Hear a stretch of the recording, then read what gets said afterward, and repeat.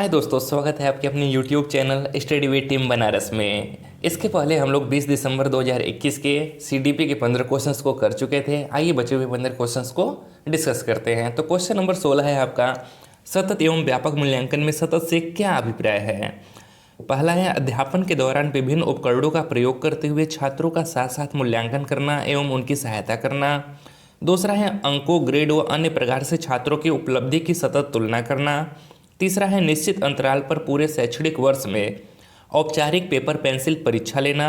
चौथा है, समय समय पर बच्चों के स्मरण और प्रत्याहान की योग्यता का मापन करना। तो सतत से क्या अभिप्राय होता है? सतत का इंग्लिश में सतत को कॉन्टिन्यूअस करते हैं, तो इसका मतलब होता है कि अध्यापन के दौरान विभिन्न उपकरणों का प्रयोग करते हुए छात्रों का साथ साथ मूल्यांकन करना एवं उनकी सहायता करना।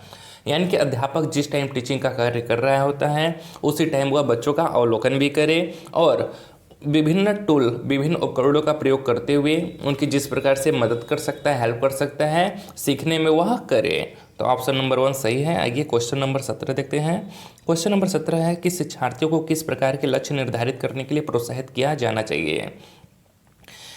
पहला है प्रवीणता अभिमुखी लक्ष्य, दूसरा है असफलता से बचने वाले लक्ष्य, तीसरा असफलता स्वीकार्य लक्ष्य, या चौथा है आत्म पराजित लक्ष्य। तो कौन सा करना चाहिए?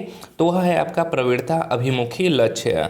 ठीक है, बच्चा जब कोई चीज़ सीख रहा हो, कोई चीज़ कर रहा हो, तो वह उसमें पास हो या फेल हो, फर्स्ट आए या फिर चाहे जिस भी रैंक पे आए, किंतु वह उस चीज़ में प्रवीण हो जाए, उस चीज़ में पारंगत हो जाए। इस बात का ध्यान रखकर उसे लक्ष्य का पीछा करना सिखाना चाहिए या फिर क्या करना चाहिए, लक्ष्य प्राप्त करने के लिए प्रोत्साहित किया जाना चाहिए। तो इसका पहला है आपका प्रवीणता अभिमुखी लक्ष्य सही है।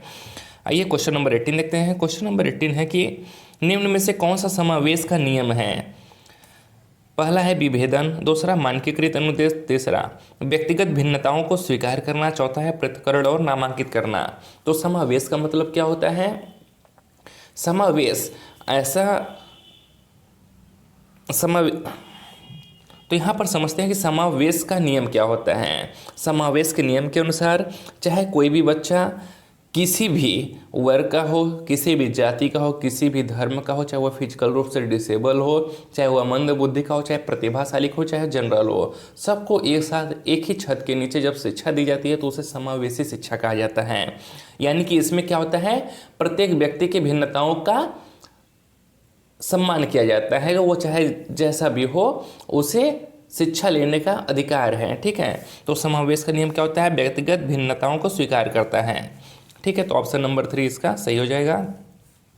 आइए क्वेश्चन नंबर 90 देखते हैं कि एक बच्चा जो आंशिक रूप से देख सकते हैं उसे, यानी कि कोई बच्चा है जो जिसे कम दिखाई देता है, ठीक है, तो उसे क्या करना चाहिए? उसे घर पर शिक्षा प्राप्त करने के लिए प्रेरित करना चाहिए, उसे एक अलग संस्थान में रखने की ज़रूरत है, या समावेशी प्रावधानों का पालन करने वाले नियमित स्कूल में जाना चाहिए, यह चौथा है बिना किसी विशेष प्रावधान वाले नियमित स्कूल में डाल देना चाहिए ताकि उसकी स्थितियों से जूझने की क्षमता विकसित हो। तो इसका सही जवाब है आपका ऑप्शन नंबर सी। जब बच्चे को कम दिखाई देता है तो उसे समावेशी प्रावधानों का पालन करने वाले नियमित स्कूल में जाना चाहिए, यानी कि एक ऐसा स्कूल जहाँ पर सभी बच्चों की व्यक्तिगत भिन्नताओं का सम्मान भी हो और इस बात का भी ध्यान रखा जाए कि अगर किसी बच्चे को कम दिखाई देता है, ठीक है, तो उसे आगे वाले डेस्क पे बैठाए जिससे उसे ब्लैक बोर्ड पे देखने में सुविधा हो, न कि वहाँ पर व्यक्तिगत भिन्नताओं का सम्मान किया जाए किंतु जो बच्चे फिजिकल रूप से डिसेबल हैं उनके कमजोरियों को ध्यान में रखा जाए, उन्हें न दिखाई देता हो तो उन्हें डेस्क के पीछे एकदम पिछले वाले डेस्क पर बैठा दिया जाए ताकि उन्हें पढ़ने में भी कठिनाई हो। ठीक है, तो ऑप्शन नंबर 3 आपका सही होगा। आइए क्वेश्चन नंबर 20 देखते हैं। क्वेश्चन नंबर 20 है कि निम्न में से कौन सी शिक्षा प्रणाली कक्षा में सृजनात्मकता में सहायक होगी। पहला है, यानी कि एक सृजनात्मक कक्षा कैसी होनी चाहिए, ठीक है, उसी में से 4 ऑप्शन आपको चूज करने हैं। पहला है कल्पनाशील उत्तरों को स्वीकारना, दूसरा है विचार मंथन पर बल देना, तीसरा अभिसारी चिंतन पर बल देना, या चौथा है असहमति के प्रति सहनशीलता। तो एक सृजनात्मक कक्षा में बच्चे कैसे होने चाहिए? इमेजिनेशन कर सके, उनकी कल्पनाओं को स्वीकार करना चाहिए, बच्चे क्या हो, विचार मंथन पर बल देना कि बच्चे जब एक दूसरे से इंटरेक्ट करेंगे, बातचीत करेंगे, विचार विमर्श करेंगे तो उनका जो माइंड है वो कैसा होगा, क्रिएटिविटी से भरा होगा। तो बी भी सही है। किंतु अभिसारी चिंतन पर बल देना मतलब कि वह एक ही जगह केवल केंद्रित होकर सोचे, उनका जो सोच है वह नैरो हो जाए, जी नहीं, उनका सोच ब्रॉड होना चाहिए, यानी कि अभिसारी चिंतन पर मत बल दे के अपसारी चिंतन पर बल देना चाहिए। तो ये तीसरा सही नहीं है। जबकि असहमति के प्रति सहनशीलता, ये भी सही है। तो आपका पहला, दूसरा और चौथा सही है।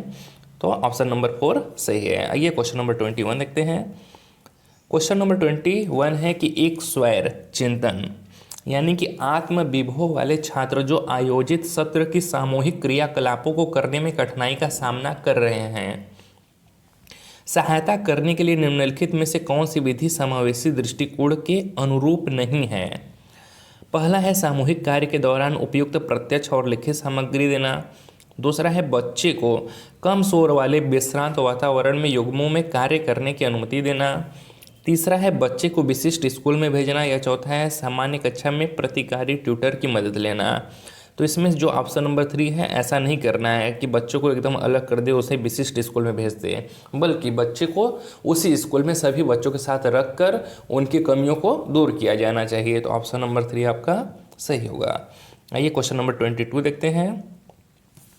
एक प्राथमिक कक्षा में शिक्षक को छात्रों को प्रश्न पूछने के लिए प्रोत्साहित करना चाहिए, हतोत्साहित करना चाहिए, या अनुमति नहीं देनी चाहिए, या फिर प्रश्न पूछने पर सजा दे देनी चाहिए। तो जब भी ऐसे प्रश्न हो, जो निगेटिव ऑप्शंस होते हैं उन्हें कट कर दीजिए, तो जो पॉजिटिव आंसर है वही मिल जाएगा।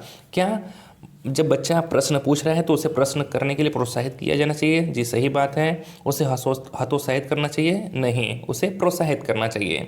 अनुमति नहीं देनी चाहिए, जी नहीं, बच्चे को अनुमति देनी चाहिए।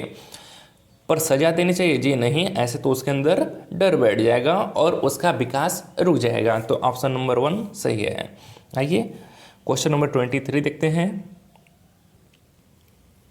क्वेश्चन नंबर 23 है, एक कथन दिया है और उसका कारण दिया हुआ है। कथन है कि विद्यालयों को छात्रों में पाठ्य पुस्तकों को याद करके पुनः उगल देने की योग्यता के स्थान पर, यानी कि बच्चों को जो कुछ पढ़ाया जा रहा है वह उसी चीज़ को रट कर जो कहते हो बोल दे रहे हैं, उसके स्थान पर उनमें अपनी आवाज़ उठाने, यानी कि अपनी बातों को सामने रखने, जिज्ञासा शांत करने, यानी कि उनके मन में जो कुछ भी पूछने की ललक हो रही है, ठीक है, वह पूछते हैं और टीचर द्वारा उनके जिज्ञासा को शांत किया जाता है, उनके प्रश्नों का उत्तर दिया जाता है। क्रियाशील होने, प्रश्न पूछने के बाद विवाद करने, समूह में कार्य करने की योग्यता विकसित करनी चाहिए। तो यह सही बात है कि बच्चों का रोट लर्निंग पे ध्यान न देके बल्कि उन्हें क्या करना चाहिए, एक समूह में कार्य करने की योग्यता विकसित करनी चाहिए और बच्चों की जिज्ञासा को शांत करनी चाहिए। पहला तो सही लग रहा है। दूसरा देखते हैं कि अधिगम का स्वरूप क्रियाशील एवं सामाजिक है। तो सही भी बात है कि अधिगम का जो यह स्वरूप है वह कैसा है, क्रियाशील है और सामाजिक भी है। तो यानी कि जो कथन ए सही है और बी उसकी सही व्याख्या करता है। तो ए और आर दोनों सही हैं और आर क्या करता है, ए की सही व्याख्या करता है। आइए क्वेश्चन नंबर 24 देखते हैं। एक विशेष विषय में ज्ञान और संबंधों को सुव्यवस्थित तथा निरूपित करने के लिए आलेखीय साधनों का प्रयोग क्या कहलाता है। पहला है खंड, दूसरा अग्रवर्ती आयोजक, तीसरा स्मृति सहायक, या चौथा संकल्पना मानचित्र। तो यह आपका संकल्पना मानचित्र कहलाता है। आइए क्वेश्चन नंबर 25 देखते हैं। उस उदाहरण को चुनिए जो आंतरिक प्रेरणा को दर्शाता है, यानी कि आपको 4 ऑप्शन दिए गए हैं जिसमें से उस एग्जाम्पल को चूज करना है जो इंटरनल मोटिवेशन को शो करता है। पहला है रोशनी परीक्षा में अच्छे अंक के लिए परिश्रम कर रही है क्योंकि उसके माता पिता ने उसे 90% से ऊपर अंक लाने पर घड़ी दिलाने का वादा दिया है। तो जहाँ कहीं पर भी रिवार्ड देने की बात हो, यह आपका एक्सटर्नल मोटिवेशन होता है, बाह्य प्रेरणा होता है, तो ये तो नहीं होगा। दूसरा है रूमी अपने गृह कार्य पूरा कर रहा है क्योंकि उसके माता पिता फिर उसे टीवी देखने के देंगे, तो यह भी आपका बाह्य मोटिवेशन है। तीसरा है कि रोमा बहुत सी पुस्तकें पढ़ रही है क्योंकि रीडिंग स्टार बोर्ड पर अपना नाम ऊपर लाकर वह अध्यापिका की प्रशंसा पाना चाहती है। जहाँ पर बच्चा दूसरों की प्रशंसा पाने के लिए कोई कार्य करता है तो वो भी आपका बाह्य मोटिवेशन के अंतर्गत आता है, तो ये भी नहीं होगा। चौथा है कि अपनी परियोजना कार्य के लिए रवि विभिन्न स्रोत तलाश कर रहा है क्योंकि नई जानकारी लेने में रुचि रखता है। तो जहाँ पे भी रुचि की बात है, इंटरेस्ट की बात है, सीखने की बात है, तो वहाँ पर मतलब बच्चा इंटरनली मोटिवेटेड है, वह आंतरिक रूप से अभिप्रेरित है। तो यह हमारा ऑप्शन नंबर 4 सही हो जाएगा। आइए क्वेश्चन नंबर 26 देखते हैं। इनमें से कौन सी नीति छात्रों को चिंता का सामना करने में सहायता नहीं देती है? पहला है छात्रों को अधिगम की प्रभावकारी और अर्थपूर्ण विधियां सिखाना। दूसरा है छात्रों को लघु अवधि के यथार्थवादी लक्ष्य निर्धारित करने में सहायता देना। तीसरा है छात्रों को अपनी चिंता की अनुभूति का स्रोत पहचानने में मदद करना। या चौथा है कक्षा में छात्रों के प्रदर्शन की एक दूसरे से तुलना करना। आपको नेगेटिव आंसर खोजना है, तो जहाँ पर भी तुलना की बात आए, कंपैरिजन की, तो वो हमेशा नेगेटिव होता है। ठीक है, तो हमारा ऑप्शन नंबर 4 सही हो जाएगा। आइए क्वेश्चन नंबर 27 देखते हैं। रचिता एक गणित अध्यापिका अपने छात्रों की भाषा कथन वाले प्रश्नों में सही प्रक्रिया पहचानने में त्रुटियों का विश्लेषण कर रही है। इसके पीछे उसका क्या उद्देश्य है? पहला है अधिक त्रुटियों वाले छात्रों को कम त्रुटियों वाले छात्रों से पृथक करना।